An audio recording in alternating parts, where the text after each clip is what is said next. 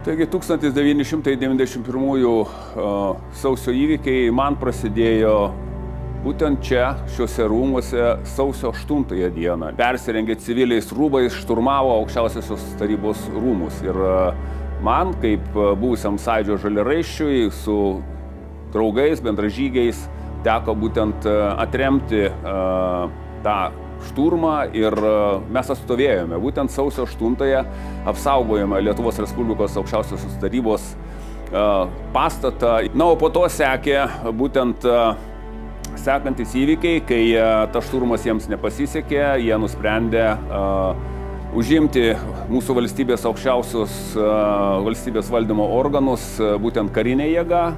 Ir sausio 11 dieną čia, šiuose rūmuose, buvo organizuota karių savanorių priesaika ir buvau vienas iš tų, kuris būtent prisiekė Lietuvos Respublikai. Na ir nuo tos dienos tapau karių savanorių ir čia, šiuose rūmuose praleidau iki 91 komunistinio pučo rugpjūčio 21 dieną žlugimo, kaip sakant, pabaigos. Ir taigi, nuo sausio įvykių iki rugpjūčio mėnesio čia buvo Savanoriškos krašto apsaugos tarnybos štabas, čia buvo organizuojama gynyba ir toks buvo mano kelias būtent tais 91 metais.